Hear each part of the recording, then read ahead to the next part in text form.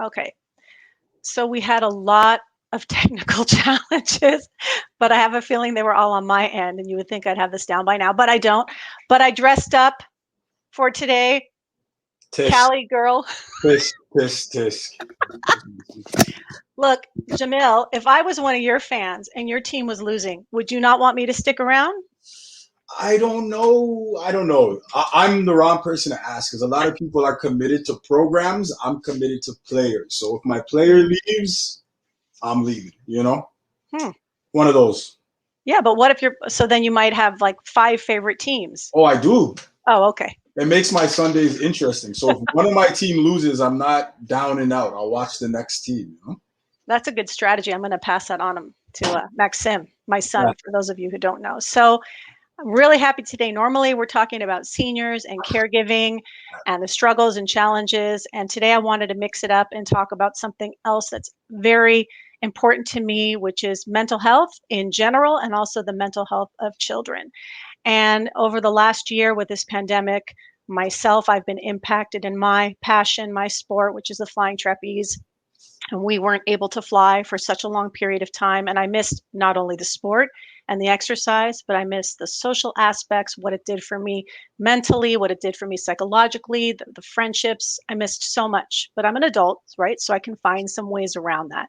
But I am feeling for these kids for the last year who have not had the sports as they usually do. And it's affecting lots of areas of their life. And I want to talk about sports and mental health, and I'm bringing on my friend Jamil Springer, who just gave me his bio, which is way too long to discuss. So, Jamil, why don't you tell me a bit about your experience, what you did, and how you where you played, position, and now what you're doing? Right. Brief bio as we Brief discussed bio. earlier. Right. So yeah. So I grew up playing football in the South Shore, Greenfield Park.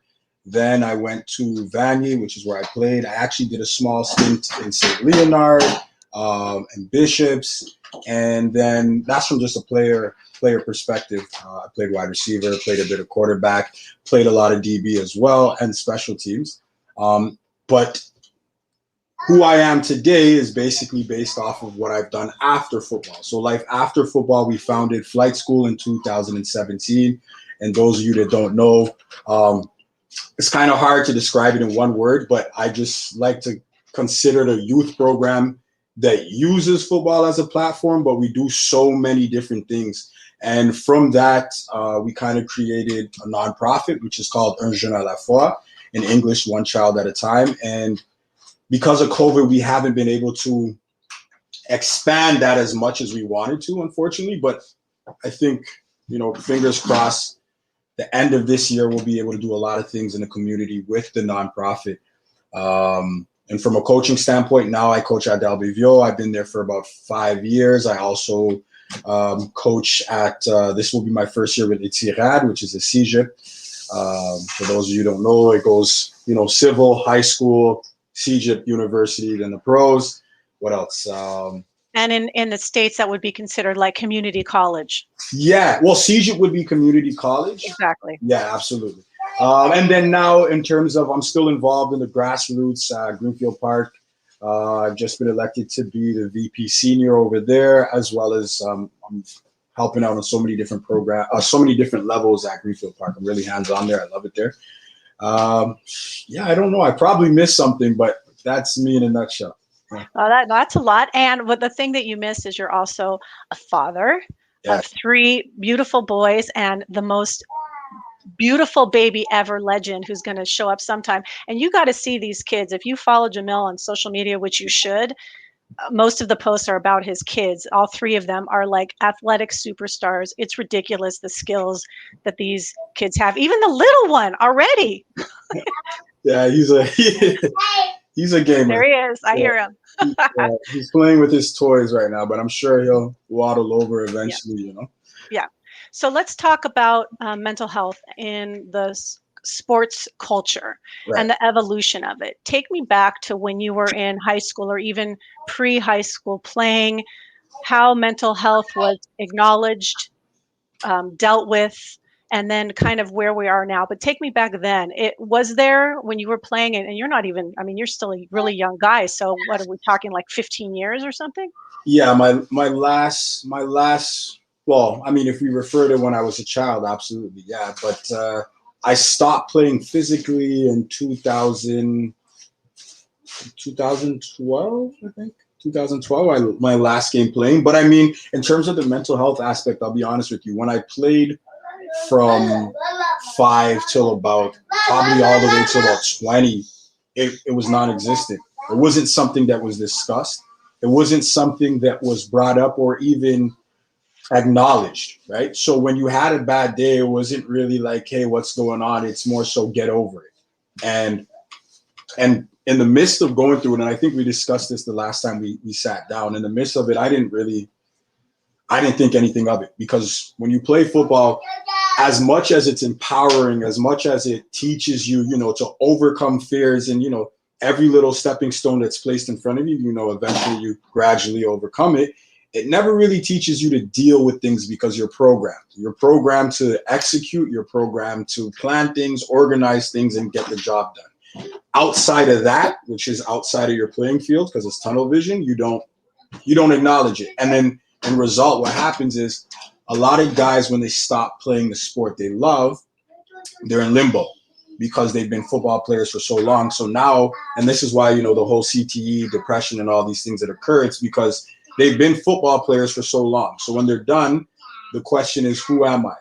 What am I? If I'm not a football player, what am I? What do I do? Where do I go? Right. So now, fast forwarding to where we are now, you see a lot of the Bell Let's Talk. You see a lot of the football players mentioning mental health, mentioning how important it is to discuss what's going on in your life, because there's a lot of players that, for lack of better words, they check out because it's too tough, and because they're in that limbo for so long, and they're unable to attach themselves or identify with something or a purpose after football. So, I mean, look, I could go on a long tangent about it, but yeah, So there's a real challenge. I mean, first of all, it's unfortunate that in the earlier years it wasn't mentioned, but I also hear, to play devil's advocate, some beauty in that approach too, is like you have a job, you do your job, because absolutely. there are some benefits to that in the mental health of like getting outside of yourself, getting outside of your mind, doing a job, feeling the support of the team. So it's like if we could just marry those two things of like the beauty of the structure and the discipline of football with the acknowledgement of the mental health aspect for these kids and what they might be going through. It seems like it's like the perfect marriage, Absolutely. a solution for kids that have some mental health struggles. For sure. And just to add to that, I'll tell you myself, my if I didn't have football, how I deal with mental health would be probably completely different. So some things that are the end of the world for certain people, to me, it's like I'm touching grass. On to the next. It is what it is. You know what I mean? So I feel there's a lot of pros to playing the sport, and if coaches could identify, or just like, and they're doing this in the NFL, they do have like a mental wellness program that they've adapted. But I think in the little leagues, if they can do that and understand that there's some kids that are dealing with grown up problems, whereas anxiety is just as real for them as it would be for somebody that's 20, 30, 40, 50, etc. Um, we'll do a lot more good. We'll do a lot good. And yeah. That's incredible that you just said that, Jamil. And I love the way that professional organizations are moving and now talking about mental health and overall wellness. I think it's essential. And I think I should apply for a position at the Rams to be there. Okay. Bring in some Bronco gear, bring in something.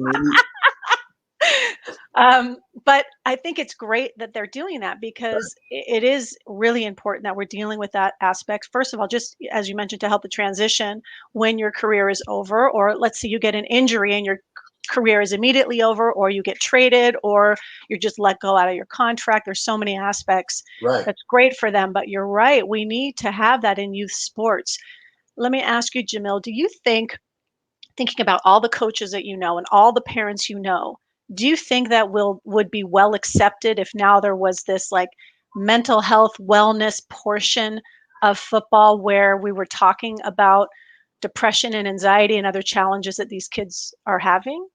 So I think it's a tough, right? Because even now that it's so spoken about, it's kind of still hush hush, right? Because people are embarrassed by it.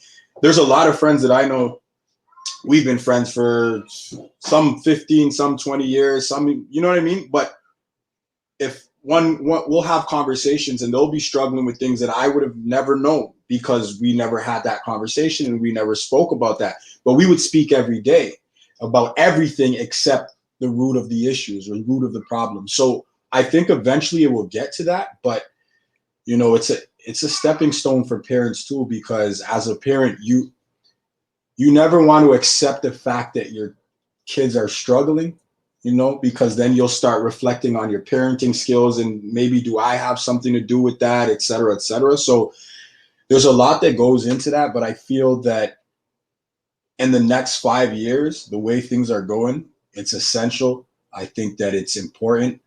And, for a coaching standpoint, we're with these kids 4 times out of the week. In some situations, it's 6 times out of the week. So we play a bigger factor than sometimes the parents. I've had parents call me and say, hey, can you talk to my kid because he only listens to you, right? So if that's the case, I think those type of conversations are like, hey, what's going on? How was your day? Oh, you had a bad day? Okay, what is it that made you feel like it was a bad day, right? And the more they learn to talk about their feelings and express themselves, I think in the long run, it'll pay dividends, So there's two things I want to ask you about in what you just said to come back. I just took Yeah, notes of one of the things I want to talk about. But when you're saying how the kids spend so much time with you, and it's absolutely true.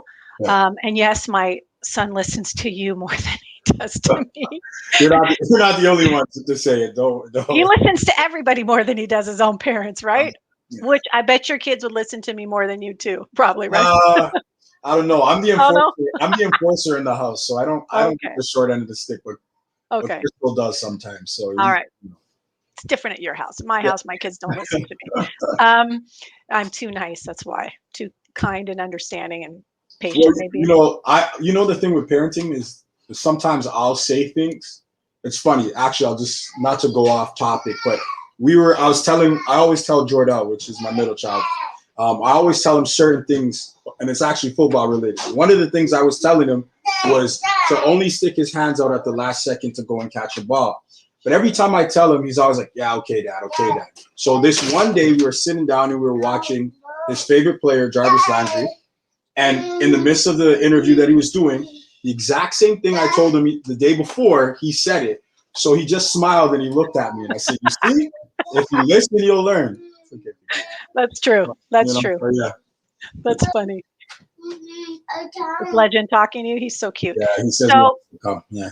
he can. I can say hi to him. I love that kid. So Say hi. hi, Legend. So Jamil, when you're talking about how you and your coaching staff spend so much time with these kids, Yeah. how would you think everyone would accept if, let's say, there was some professional training for all of you guys? Someone just commented on here who's watching, said, wow, so powerful. So how would your coaching staff respond if a professional came on and said, look, I'm going to spend an hour with you, take you guys through some signs of depression, signs of anxiety, what you might say, how you can respond? Do you think your staff would be open to that? Because it seems like it would be a great thing for all coaches to be equipped with. To be honest with you, it's like when in the little cartoons, the little light bulb pops up. This conversation literally made me think how much of a great idea. And I mean, you're equipped if you're willing to one day come and speak to the coaches, especially before we have our flag league coming in May, and we're going to be with these kids for the next 8 weeks. So my focus for this summer is to equip the coaches with all the tools they need to be successful as coaches, to ensure that everyone has a good time, to also identify, hey, let's say Legend, for example, Legends comes to play the game, but Legend's in the corner and he's not very responsive and he's not talking to the players and he's not giving eye contact to the coaches. Okay, so then as a coach, that's a sign, right? So instead of me saying, oh, forget about him, let me take a time out to speak with them and see what's going on. Yeah. So having an expert or someone that's educated in that field is a brilliant idea. And I'm definitely all for it. And it's even something that I toss up to the president at Greenfield Park to see if he'd even go for it and go further to potentially even Dow Bay, because mental health and mental wellness, it's real. It's definitely real. And we got to pay more attention to it. Yeah, and we want these kids to succeed. And part of their success is how they're feeling about themselves. And there are a lot of kids that probably even have a lot of talent or really are desirous to be a part of a team, but there's something that's holding them back. And I think, and this was my second point that I wanted to bring up, is that I think that part of it might be a peer acceptance piece, because part of the work is not just the identification of by the coaches and them being equipped to respond, at least to a very basic level, is how do coaches create a team environment in which the peers accept that some of the kids might be challenged in different ways, and there's no shaming and things like that. Because as you get older, like if you're 5 and on the soccer field, I mean, half those kids are crying and nobody thinks a second thought. But if you're 16 and you're crying on the field and you're a guy, people are going to look at you differently than if you're 5. So how do we work with the teams, the kids amongst themselves, to educate them, you know? We have to create an environment where it's the norm. And for kids to understand that everybody's different, and everybody, at the end of the day, when they leave the field, everyone's going home to a different household, right? And who knows, some households are great, some are decent, and some are terrible.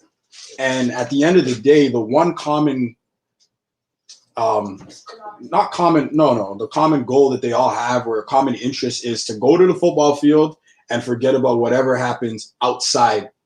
You know what I mean? And they just zone in. So how do we go about creating this environment? Discussions, conversations, talking about, hey, well, you could potentially be going through this. And I think for me, what I realized in my experience with a lot of the kids that I work with is whenever I open up about my life or things I went through, especially with the kids that are now like 16, 17, because there's a lot of mistakes they're doing that I did. So whenever I kind of tell my story, they open up more. They feel at ease. They feel like it's normal. And like, oh, hey, coach, you know what? That's how I feel right now, or that's what I'm thinking. So I would encourage the coaches, any coaches that listen to this when I share it on my platform, is have these conversations. Like, dig deep. It goes deeper than, because at the end of the day, when we're teaching kids in football specifically, we're preparing them for life, right? So if we're preparing them for life, let's prepare them on all aspects, to deal with failure and to deal with success, right? Yeah. And ultimately, that's how I think we make it work. Yeah. I think one of the challenges is going to be this integrated into this team sports environment. And maybe, I'm sure it's just beyond football, and maybe this is more gender based, but we even have these terms in our society of man up, be a man. I mean, and all what that means is don't cry, don't act like it hurts, get up, go back out. So there's there's this conflicting piece of just move on and forget it's happening. And how do we and there's benefits to that too, right? Because just stay focused, get back, touch the grass, put it behind you. So I'm not saying that that's not necessarily a bad thing, although I'm not sure about the terms be a man. I don't think I like that one, or man up. But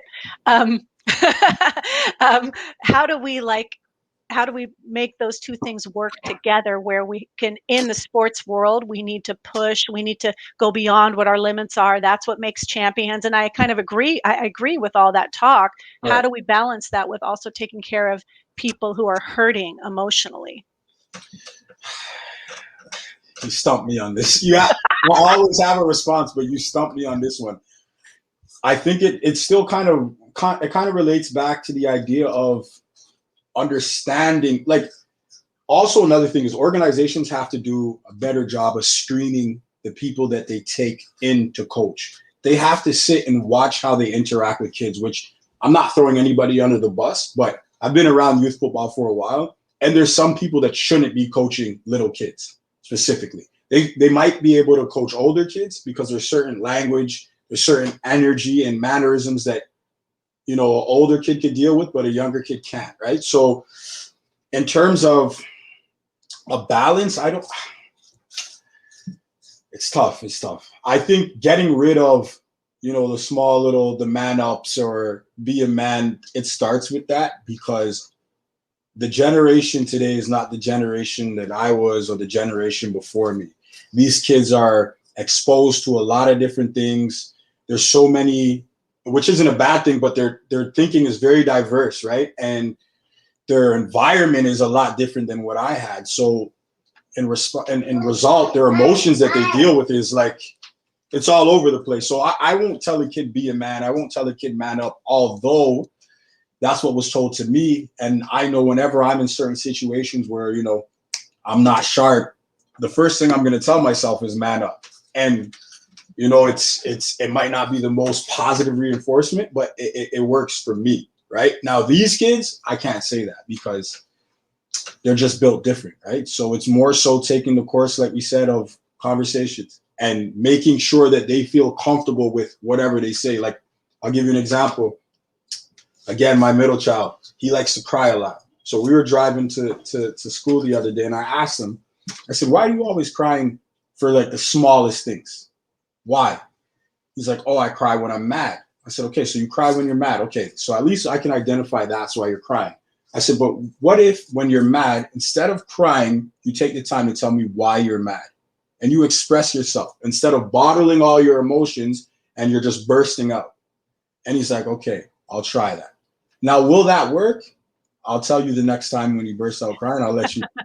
But I'm hoping these type of things, and I'm going to apply it even with coaching, just opening the dialogue so that the kids feel comfortable to be themselves, to explain what's going on in the head, because nobody knows except them, right? And that's. And I think there's this misconception. And I remember I told you to follow that guy on Instagram. I don't know if you are the dad gang. Oh yeah. I Okay. don't know if I follow, but I think I check every Okay. now and then periodically. So I love this. I love this guy. I mean, it's related to it's not redefining. It's showing Black fathers in a positive light, because Black fathers they're given a hard time, like they're absent or whatever. We get the worst. Yeah. We get So the worst. exactly. So anyways, this Instagram page is about all the positive images of Black fathers, which I absolutely love.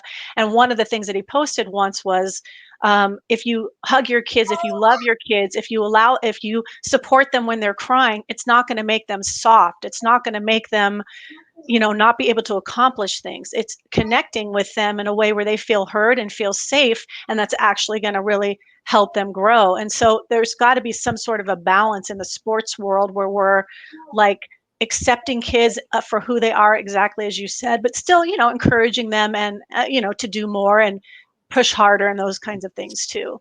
Right.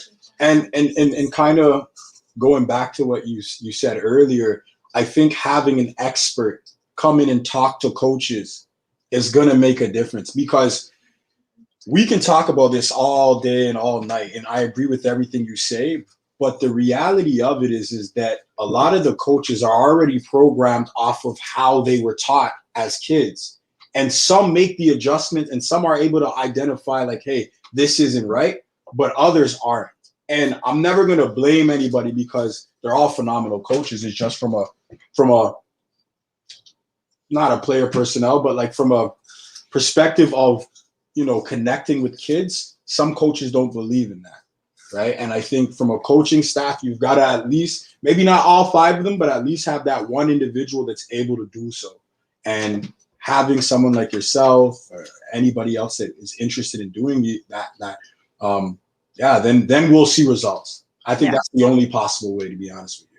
Yeah, and by the way, I would help you. I'm going to help you in any way you want. If you ever want me to come in and talk to people, of course I will.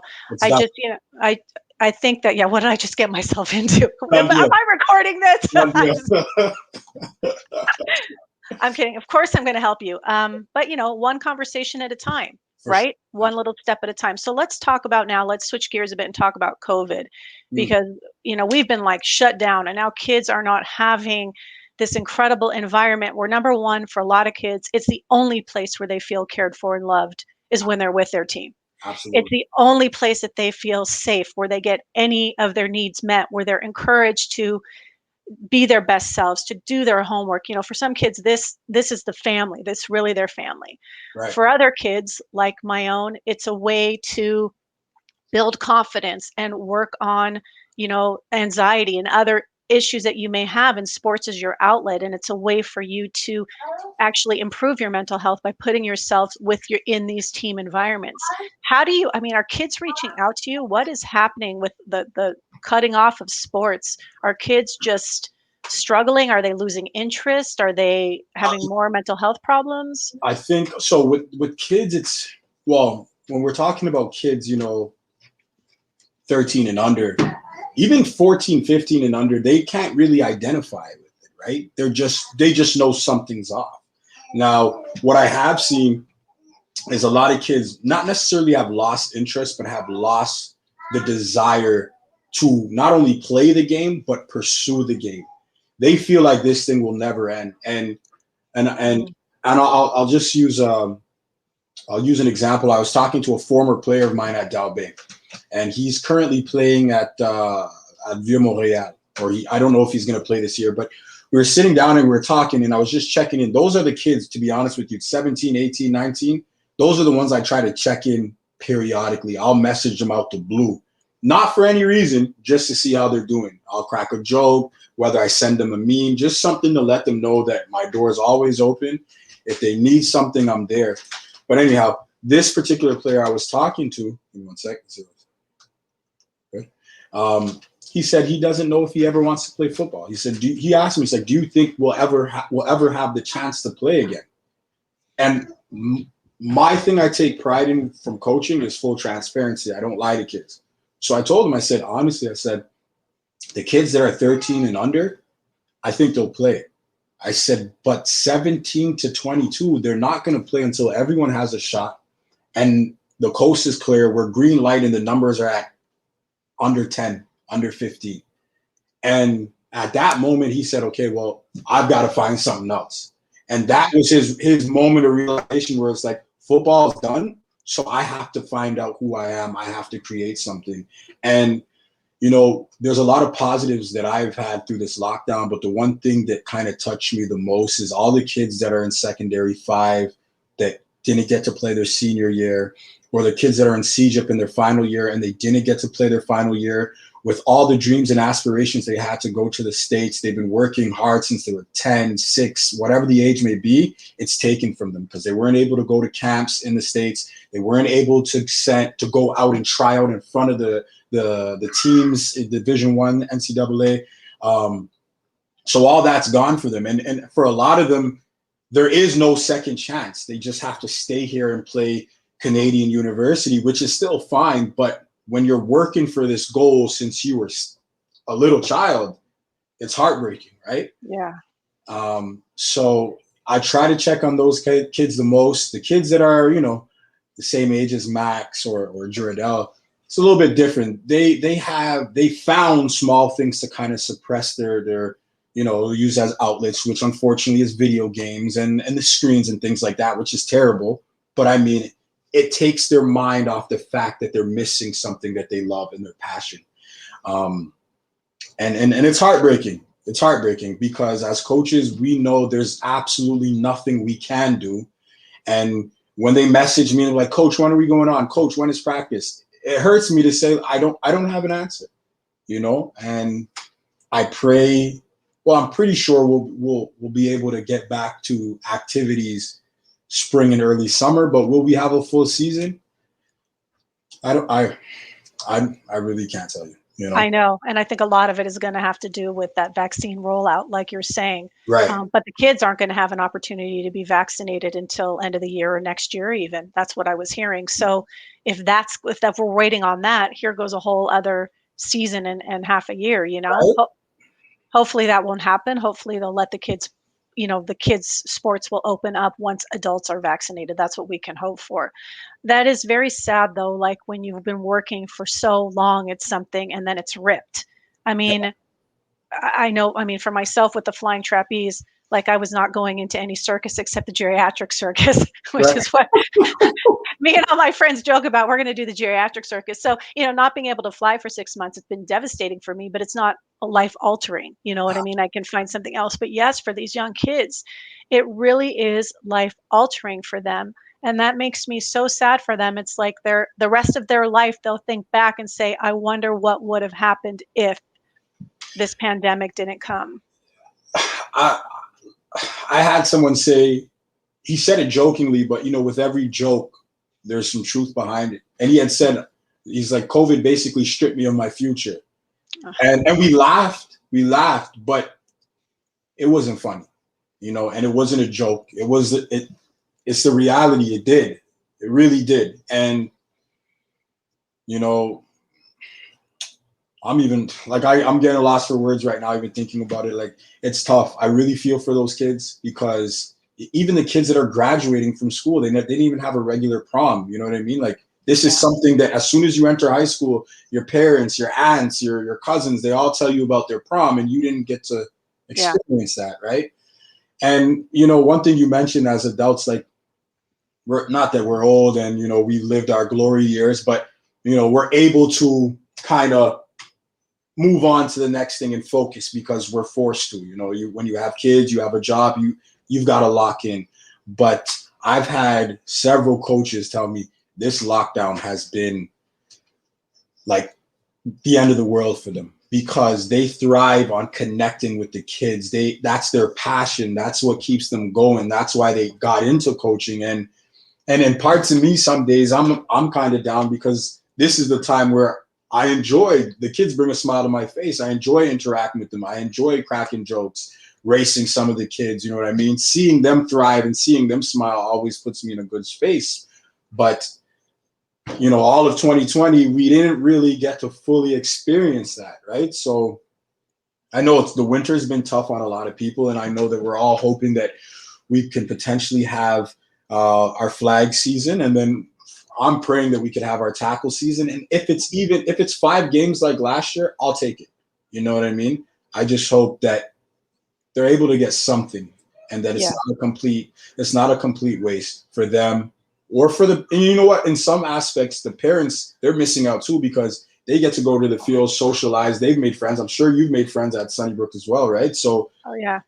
as a whole entire football community, I know it's been tough, and I'm sure for hockey community, basketball community, the track and field community, soccer as well, it's been a tough year, right? Yeah. So Yeah. Absolutely. I miss it. I miss those games. My throat feels a lot better because I was always screaming.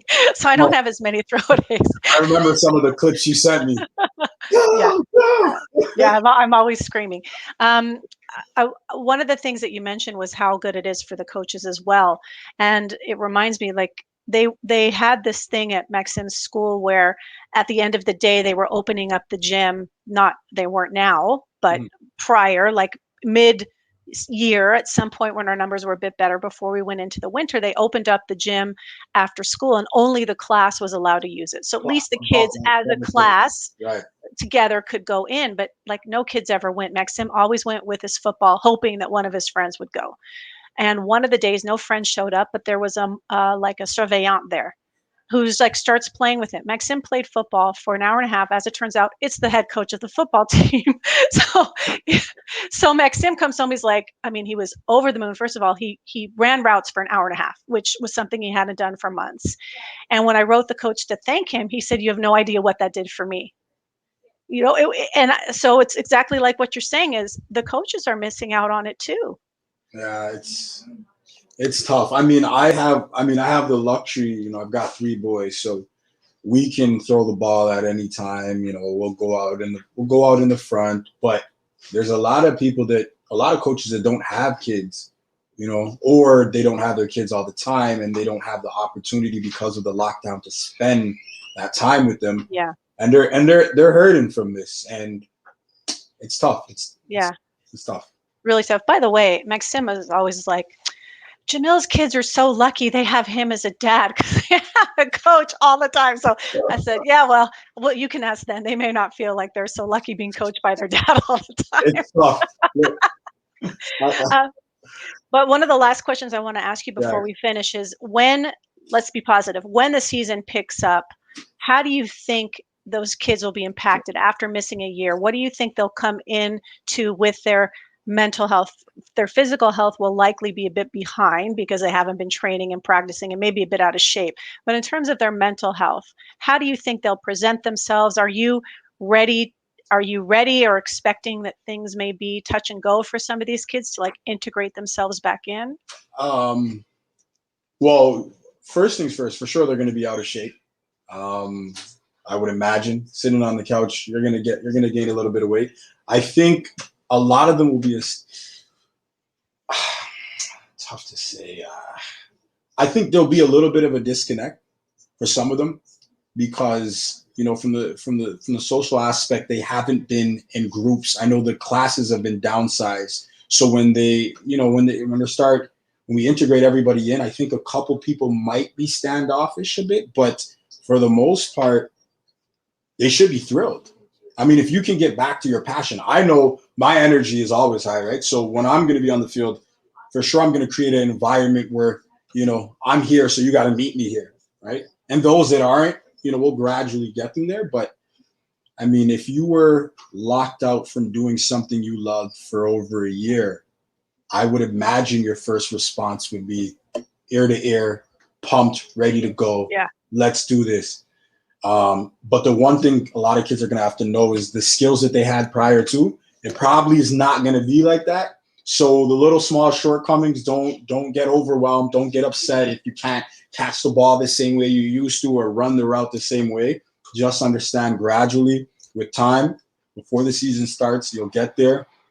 And I think coaches need to take that into consideration too. Don't be too hard on the kids. Like, hey, you got to do this way. Like, they haven't done pretty much anything for a year because well, not a full year because they had their 5 games, but this off season has been relatively long, right? And we can all agree to that. So for coaches, just be open minded, be positive, and for the kids, just enjoy it.